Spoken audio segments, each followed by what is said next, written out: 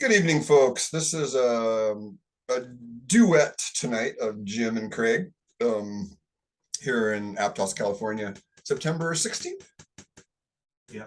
91622. Sure some numerologists would come up with something for that. Welcome, folks. Thanks for the last week's talk. I thought this might have been an edgy topic, this enlightenment thing, but since it relates to health, I figured I would just go for it. And so I'm going to pull up the whiteboard again. And we touched on a lot last week. So this edge of fear and mystery and spiritual bypass. So they're all related. Fear, the mystery, and spiritual bypass. They're all three related. And I know you're not a big talker, Jim, so I won't engage you too much. But if you want to chime in something like, hey, if you got an insight, and please share. The ladies, we had a lot of laughs last week because I just dorking it up. Okay, so you can see that, folks. That's what we talked about last week, and you can go to the YouTube channel and you can see last week's description of September 9th. And there was 11, 12, 13 people that viewed last week. And I know I'm not a big time YouTuber, but I just appreciate all you people that watch and support what I'm doing, because in a way, by supporting me, you're supporting the evolution of humanity, and by supporting the USA Incorporated, you're supporting the de-evolution of humanity, in my opinion.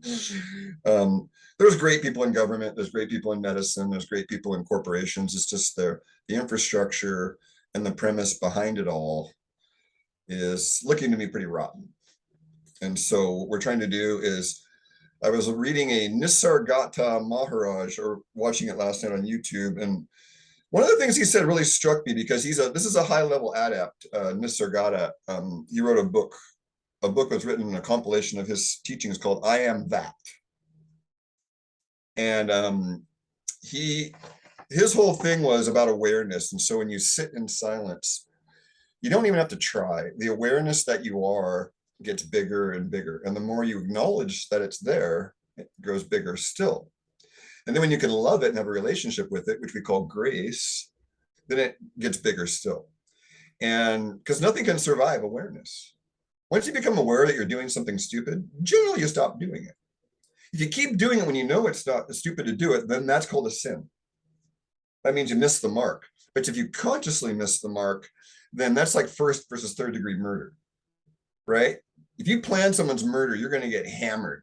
But if it's an accident, you murder somebody, like, oh, temporary insanity, or oh, shit, the car, lost control of the car, that's involuntary manslaughter, which is a much lower sentence than voluntary manslaughter, right? And it's the same thing with spirituality. We go asleep throughout the day, and then we wake up, and we go to sleep, and we wake up, right? And I know what that feels like. It's like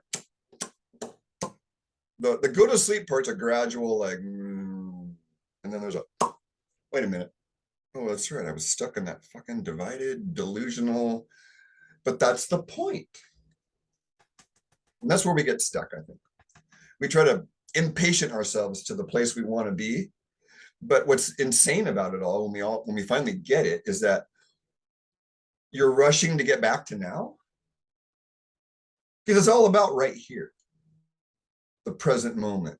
If the peace you're seeking is always and already here, then where is there to go? Nowhere. And that's the great secret, that's what Nisargadatta was talking about, the subtleties of mind, and that if you can go what's aware of mind, then you're able to see what's beyond mind. Because mind is a phenomena within awareness. And that's the first step for a lot of people, just being aware of that, like really getting that. Mind is a smaller entity within a larger entity called awareness, just as a cloud is a smaller entity within the sky. You can get that, right? That makes sense, yeah. All phenomena are clouds in the sky of awareness. Any phenomena, an itch, a high libido, a little scratchy, a pain, hunger, anything, any phenomena that in your personal experience, it's a cloud passing through awareness. And the greatest gift I had was sitting one day after I started meditating, and I was looking at the sky. One of my favorite things as a kid was just to sit down on the lawn and watch the clouds go by. The puffy clouds, not the fake clouds now. That's right, folks. I can't say too much because the censorship is so bad, but most of what you see that isn't three-dimensional puffy isn't real. If there's anything straight, not real. And there's anything two-dimensional planar, mostly not real, but there are weather phenomena that is flat and planar. But you got to look at this for yourself and want to see that, so. But even those fake clouds, they're still passing around the sky. And then I came up with this insight came in. It was like these angels were talking, and I heard them talking, and they go, it's like clouds in the sky of awareness. And then I started writing, because I have a muse. I started writing it, and this line came out: the sky will allow anything. I was like, wow, that's just like awareness. Because when I had my concussion 11 years ago, the moment of impact of hitting this car going 25 miles an hour and flying 8 to 10 feet in the air, and then time stopping midair, was a source of fascination for weeks and weeks after it happened. It was just probably 1,000 times a day. The accident would replay. And it can be kind of disturbing. PTSD is kind of a disturbing thing to the ego. And so I was a few weeks into it, and I had a good girlfriend too, so she was always helping me with perceptual stuff, and she was more aware than I was. And generally men get over it. I was just telling Jim this earlier, and women are aware of things about men that men aren't aware of about themselves. But when women point it out to men, men get defensive, and so women don't want to talk about it with women, but they talk about it with men, but they talk about it with other women. So there's always someone more aware than you. I don't care who you think you are. There's always going to be someone that's higher on the totem in terms of awareness. Just like, Michael Jordan and all the great basketball players are on a level above these other really great players, right? And that's the way it is in life too. I like to think of myself actually at my grandest manicness, the king of the universe. And everyone should bow to me because I have the most enlightened thoughts than anybody. But of course, that's a delusion. And so that's the escape hatch. See, I'm aware it's a delusion, so I can play with it. It's like a theater character. Oh, he wants to be king of the universe. Let's play with that for a while. And then you're not attached, and it's theater, and me and Jim are laughing right now. And I hope you're laughing watching this, because that's the point's to smile more. Health shouldn't be a doldrum. I mean, you go in those hospitals, and oh, by the way, the opposite of the current phenomena, since I'm not even going to name it because it's not even worth putting a word to, the C word, is Patch Adams. Remember the movie with Robin Williams? I haven't seen that one. Okay, this is your homework for everybody watching this in YouTube, Jim. Robin Williams was in a movie based on a true story called Patch Adams, MD. Just Patch Adams. Okay, and this is why I love Robin Williams. He had always great heroic characters he used to play. I think he actually outed himself because he saw what was coming. He had a piece about Joe Biden that was like in the late 90s. I saw it on YouTube the other day. Torn to shreds.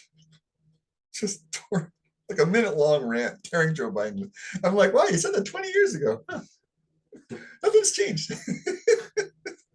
You can say the same about Trump though too.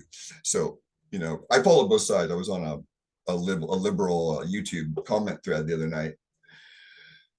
Last night, I didn't even sleep well because of it, because it's like, as bad as we think Biden is, they are brainwashed to think Trump is. So it makes me wonder how brainwashed we are. I'm like, fuck, we gotta, because they think we're brainwashed and we think they are. So who's really right? We got data on our side, and I wonder about the data, so. Because it is a psyop, on some level, confusing the population is part of it. So that's the mystery right there.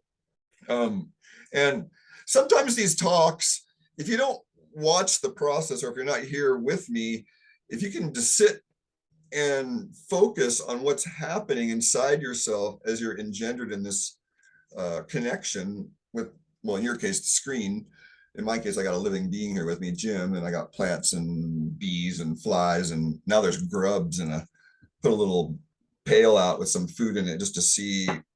I'm a natural earth test tube guy. You know, just always have been.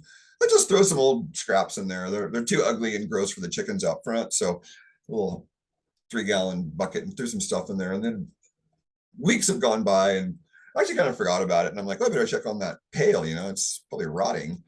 And then I open up the lid and I see these undulations on top.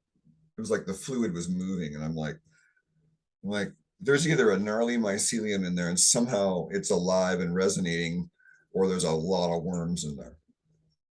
And then I noticed there were hundreds of those little white maggots right on the top part where it was kind of dry. And then I saw a grub poke it was like a poke its head up. And then I noticed there was thousands of them. And these are the same kind of grubs or larvae that this one friend of mine, a friend of a friend, thanks Kelly Doty, by the way, for hooking me up with, I forgot this guy's name, but he's out in Davis, and he would grow these grubs for his chickens. And he said his chickens were, quote, the healthiest chickens he'd ever seen, plus their eggs were the best. So they're getting live raw protein, right? Chickens, and they said they go crazy over it. So it's another example there of it's a mystery, right? You just, well, let's see what happens. Let's throw some food in a bucket. And the same thing with composting your poo or pissing around the plants is it's all been done before. It's how it used to be done. It's how you recycle your resources. It's why we don't need as much iron as we all think. We only need at the most 1 milligram of iron a day. So we're kind of brainwashed, you know. And even where I'm at, Jim, you know, I mean, if you're watching this, I have to humbly say that, you know, a lot of the questions I had answers for when I was younger have been ripped open and raw, and there's just no answer. Hmm. And there's just some things that I wrote my autobiography that still isn't published, but it's still, the manuscript's out there, is called No Resolution in Paradox. Stories of Generation X Waking Up. That was the subtitle. And so it was basically 20 years of journal entries during my enlightenment seeking from age 20, year before I broke my neck, to age 40, a year after I had my enlightenment experience. And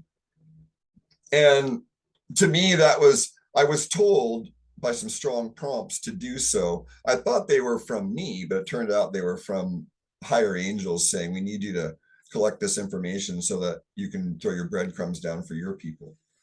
Because that's what I had, is I had breadcrumbs thrown to me via books and talks and teachers. And so I just followed the breadcrumbs. And Adya Shanti, ADYA, Adya Shanti, it was the main one that I ran across the statement, you know, in India, you can't get enlightened without a guru. That's one of the statements in Hindu, but it's very poorly translated into English. It doesn't mean that at all. It means, hey, you need a map and a guide on the path, because there are many mansions in my father's house. And if you don't know the map of where the mansions are and what they do, in other words, the areas of consciousness or the many universes or the parallel universes of reality, then you're not going to get very far. You need a roadmap.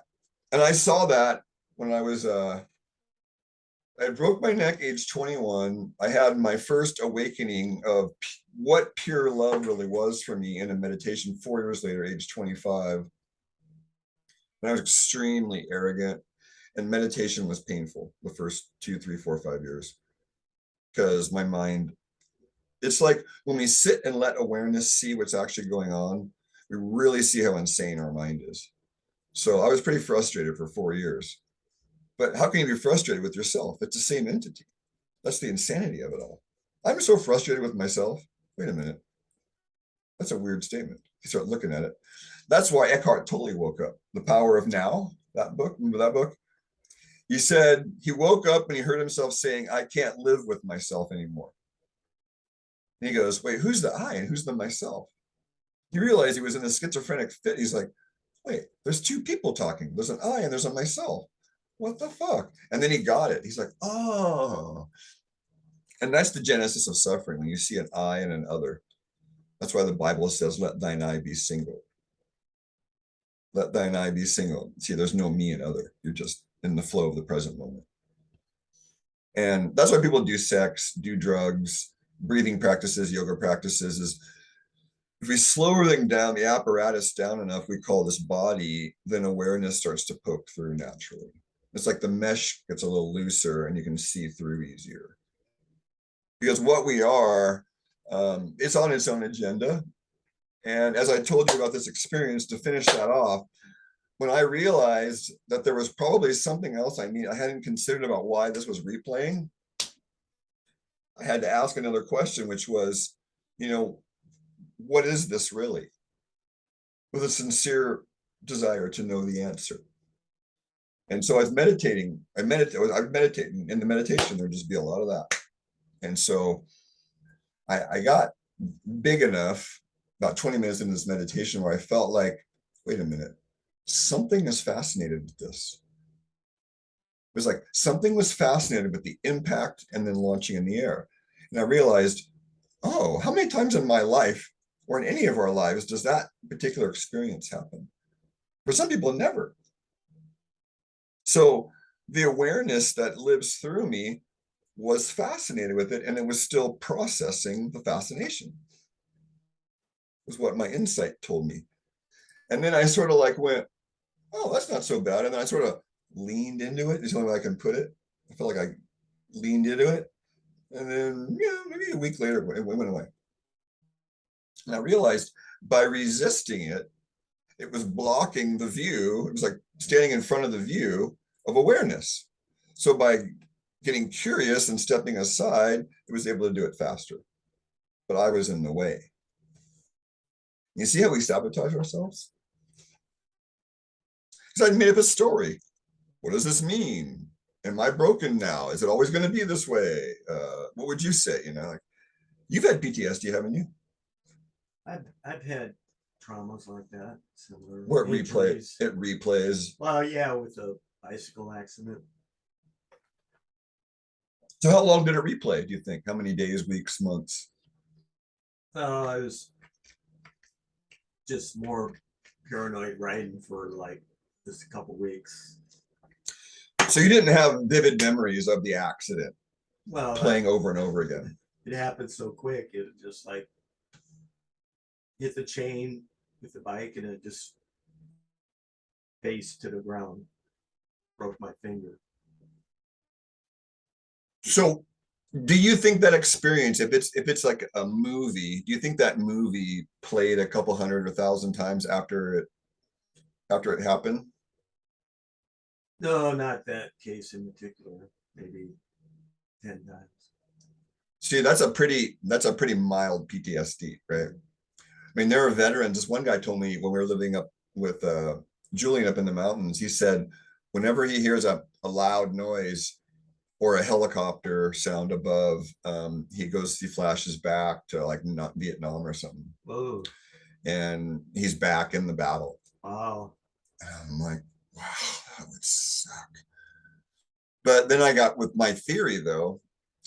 There's a lot of PTSD experts out there, but I haven't gone and checked with a lot of them yet. But I think that this is worth, if you're watching this, is worth talking with some psychologists or social workers that work with a lot of people with PTSD and see if somehow, now you don't want to bring someone, you're facilitating someone, you don't want to bring them back to the moment of trauma where they're disempowered or raped or traumatized, right?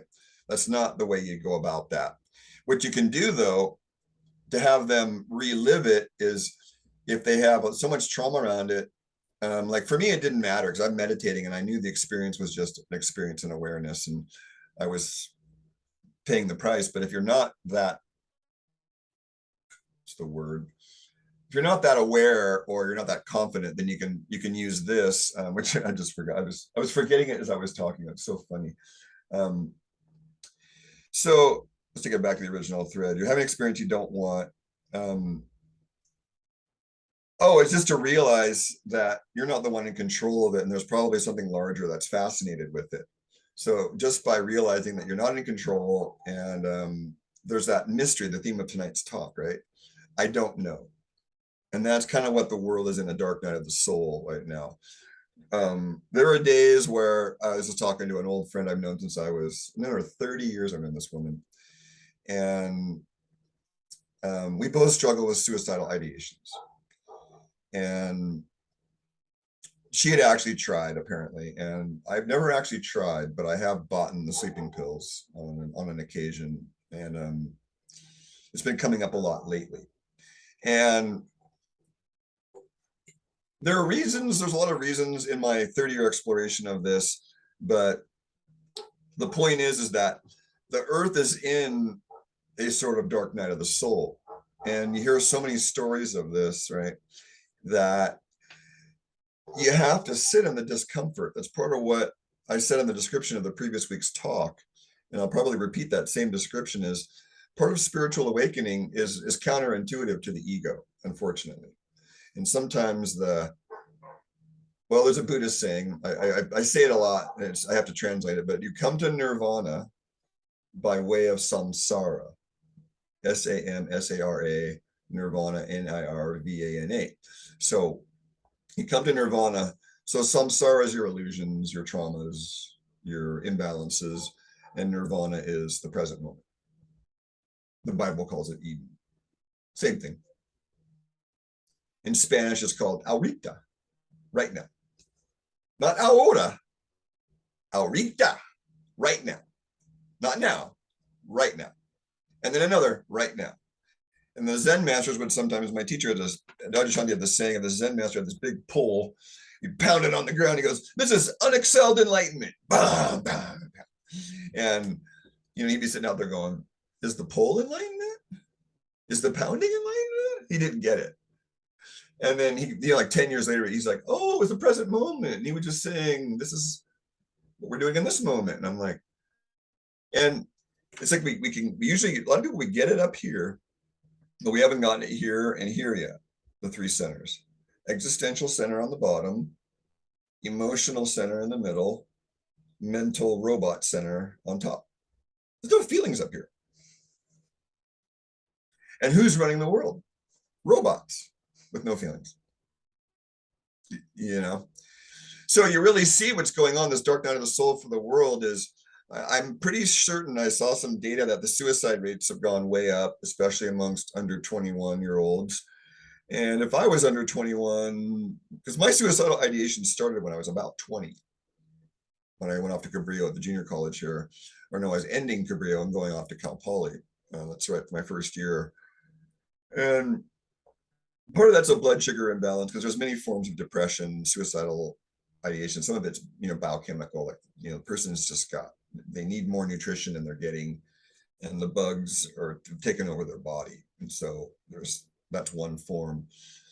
I believe the form I have is based on two stories that developed in my life, belief systems that we talk about in natural law. And one belief, we call it a shadow belief in the men's work, is that I don't belong in this world. And the other one is I don't feel safe in this world, through childhood. And then I saw it playing out. And so if you aren't conscious of your belief systems, then they run your behavior like a shadow, kicking you from behind. And through a lot of personal work, I became aware of those belief systems, and now they don't run my behavior anymore. I mean, like I said, you get it up here and then here and then here. So I'm still processing those down in here. What runs your behavior?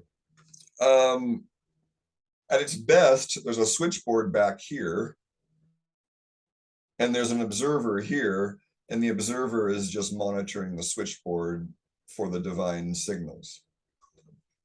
That's my moment-to-moment goal and experience. As a matter of fact, there's a song by the Hanuman, says, the line is, "Love is the prayer and the path and the goal." Wow. So you live out of your heart. That's the goal. It's the prayer and the path and the goal. Nice. When they sang that line, by the way, is in a song, the Hanuman. So Hanuman is a Hindu deity he's like a monkey god, they call him, but he's not really a monkey god. And some people believe that Hanuman was actually Jesus Christ, because he went to India, because there's that whole thing from 15 to 30, nobody knows where the guy was. There was no documentation. And some say he went off to India for 15 years. But the Hanuman is the plural that this band made up, and they do kirtan songs. And this song, I tried to post it on Facebook and they blocked me. It's sound is the weapon of the revolution. Wow, And so that line is in that song. Love is the prayer and the path and the goal. And I'll try and share it. What I'm going to do is probably do another screenshot of the Pandora screen and then just put a link to the song on YouTube or something. Because, you know, if it's on YouTube, they can't block that. But I think it's the word weapon and revolution in the same line is what pisses off Facebook bots. So there's no way to get around that, though. You could say sound is the, leave it blank, of the, and, you know, put a W or leave it blank and dot, dot, dot. Maybe that will fly. Because sound is the weapon of the revolution. And if you don't see it as a weapon, you just see it, sound is the tool of the revolution. You can take out the negative connotation of weapon. Because weapon has a pretty violent, nasty connotation with it, and sound isn't necessarily violent. You know, can be, you know, used improperly. So last week we kind of went into this. I was kind of poking fun at people that think they're enlightened, but they're not. And that's part of this path is I get stuck in it myself. I was just telling Jim at my most manic worst, I'm king of the universe and everybody better bow down to my desires and thoughts because of, why? Because I'm enlightened. And if you're enlightened, you have more enlightened thoughts than others in the serfdom out there. And, you know, at its best, it's very entertaining. But at its worst, which is still happening, you know, fall asleep into it and then become that character. You know what that's like. For those of us that have been around the block long enough now, you know, you start to see like, oh, the awareness thing, if you just point your attention towards it, even a few times a day, then magical things start happening. And letting yourself not know, magical things start happening. Choosing the good thought versus the bad thought when we're able to, magical things start happening. Being grateful for what we already have causes magical things. If we don't come from a place of abundance, we don't attract abundance. And so sometimes we have to fake it until we make it. Abraham Hicks has a whole piece about this where if you want abundance and you don't have it, then you have to get the feeling of having it and keep holding on to that feeling of having it, even though you don't have it, and then you attract it. And I'm like, that's hard shit. You want the goods, but you might not even know the feeling of having the goods because you've never had the goods, right? So there's some trial and error involved. And I mean, I'm living out of a friend's little studio in his backyard. And I'm no different than a lot of people. Like I get money in my life and resources and then I utilize them, you know, that's what's meant to happen, you know, like, and then there were 2 or 3 decisions in the last 2 or 3 years that they backfired in the physical world, but it changed one man's life and then another man's life. I don't know that the other man that I recently parted with a few months back, that he'll still perceive it as a positive, but I see it as positive because I got to learn a few things from him, and I'm hoping that he learned a few things from me. He's Islamic, I'm more Western, Alkemy, Christian based, but we were able to bridge something and get really close, him and I. And so in those 2 decisions, that involved over $20,000. You know, that could have been put to other things, but the abundance part for me comes in knowing like this one man, he told me that if we hadn't gotten him out here to California, he would have committed suicide by now. And so I'm like, priceless then. That money that went to him to get him out here may have saved his life, which, how do you put a value on a life, right? I'd say priceless then. Well, $7,000, big fucking deal, you know? I'm happy to lose that amount of money to save someone's life. Right? Happy to. Yeah. Anybody would, I think, that has a heart. You know, like if they had it, they would do it, right?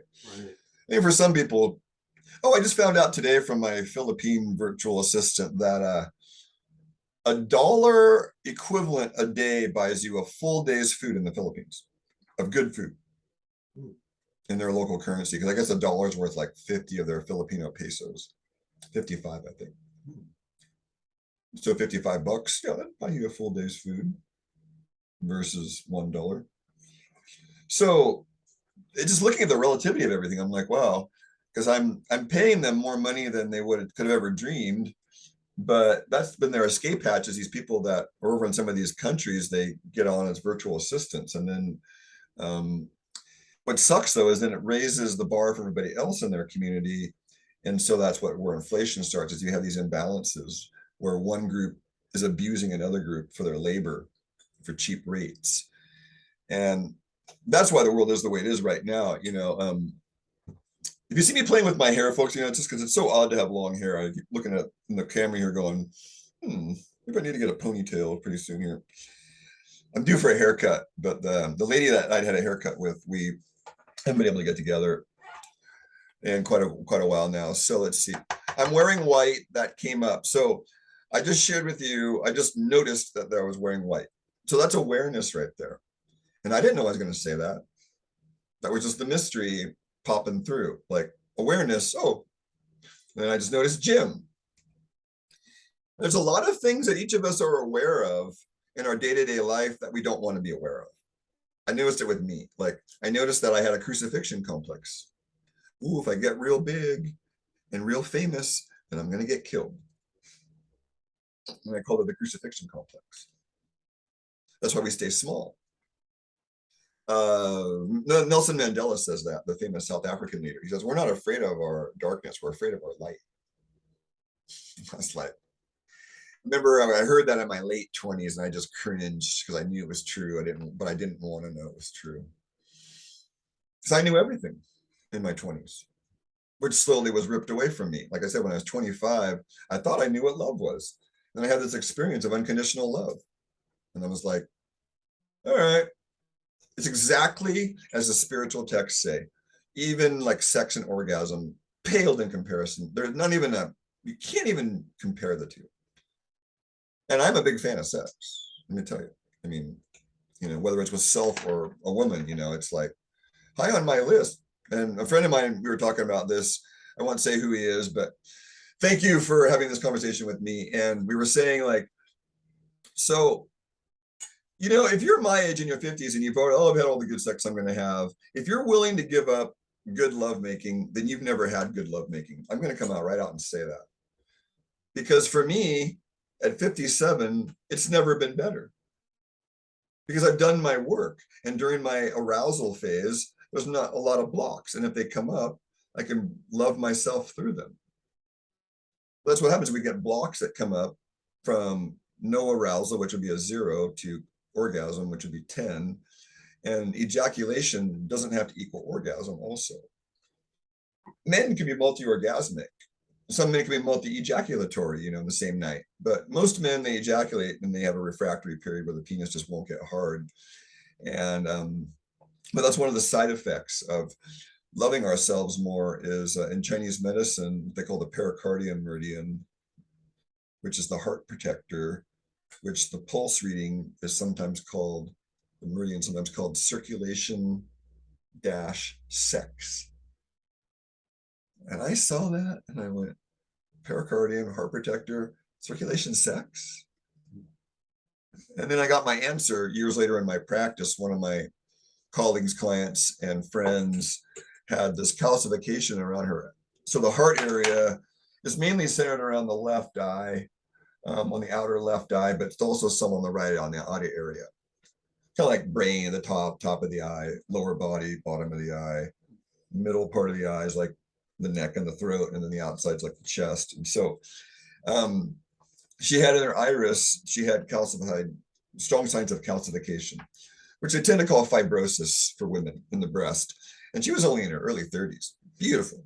I mean, just a goddess.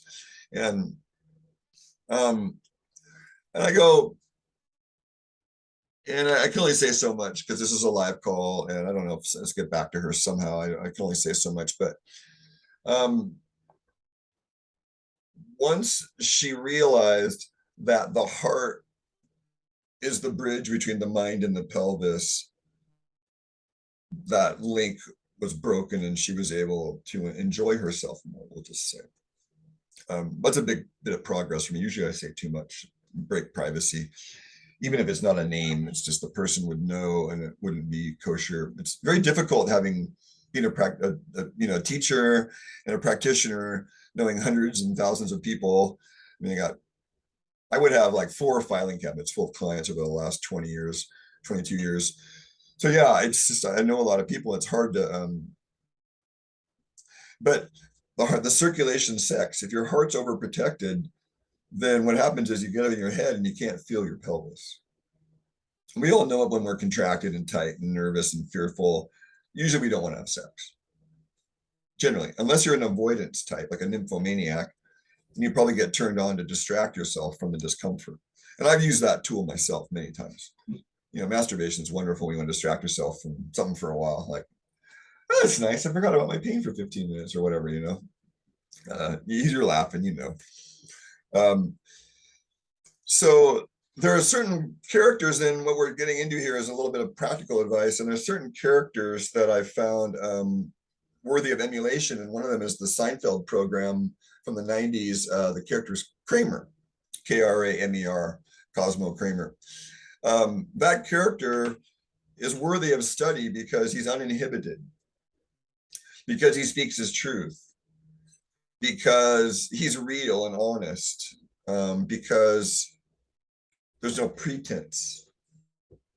Versus Jerry and Elaine have a lot of pretense, don't they? So as a young man, I'd watch this and go, man, I wish I was more like that guy, because I was pretty shy and closed up. People can't believe I used to be shy. And this client, she's like, you? I'm like, oh yeah, if you would have known me at like 6 or 7, you wouldn't even believe. I wouldn't even be able to talk to you right now. I was so shy. Because I had empath tendencies. I'd feel other people's emotions and I'd freak out and go run away thinking they were mine. So I didn't even want to be around people, because I'd be around people and I'd feel what they were feeling that they couldn't feel. And then I'd have to feel it. And I didn't know what the fuck was going on. So I'd go run away and try and hide in a hole and figure out what the hell that just was. It took me like 30 years to figure it out. It's like, holy fuck, it's not even mine. I had a teacher that said, any experience, based on my configuration, he said, any experience you have in a public setting emotionally, you need to suspect as your first assumption that it's not yours. I'm like, that blew my mind because it validated so much of my life. I almost cried. I was like, wow. And then the Access Consciousness group, their quote is 98% of your thoughts aren't your own. I'm sorry, folks, but you got to show me the study. If you're going to make that exact of a number, I didn't buy it from day one, and I don't buy it, no. I think, yeah, a lot, but I don't even know if it's most or less, mejor, any of that. I just know that some of them aren't mine and some of them are. And I can discern that now. But I would never dare say 98%. That's a bold claim. And it speaks to me of, I'm sorry, Access people, but it speaks of cultism, of a cult. Oh, blah, blah, blah said, therefore it must be true. And where's your scope of practice for reality? 0, because none of us know anything. So yeah, such a bold bullshit. We have to be able to say, I don't know. Like, I don't know how much of it, you can say it seems that 98% of our thoughts are on our own. I can get behind that. Or it could be. I can get behind that. Because when I approach a client with something, I try to avoid the absolute statements. Like I had a young man on today, and it's like, I don't want to say things that's going to put him in fear for the rest of his life about something because he's young and he's impressionable. So, well, it seems this way. And what do you think? And posing questions versus absolute statements, right? And if you're a healer, that's a good, is understanding that no matter if you're in nutrition or if you're in chiropractic or acupuncture, is, more than half of what you do is amateur psychology. And so you at least have to be able to meet people and be real yourself.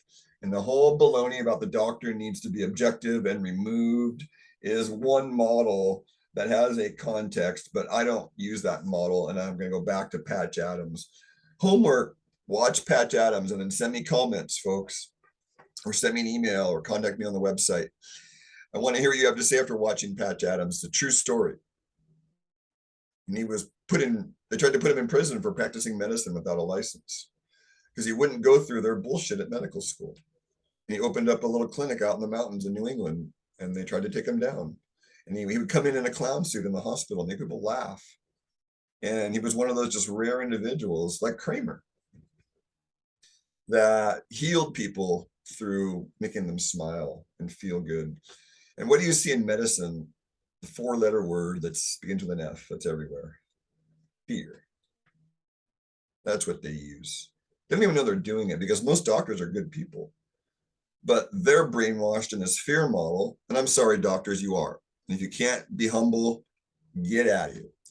I know that I'm still under a spell that I'm not aware of, and you are too. It's just humility to say, I don't know. And I'm willing to say that I might be this person you see here that you think is this, emulatable hero type figure. I could be as delusional as you or anybody. I don't know. And Adyashanti said once, you're in a good place when you don't believe your own thoughts, beliefs, and opinions anymore.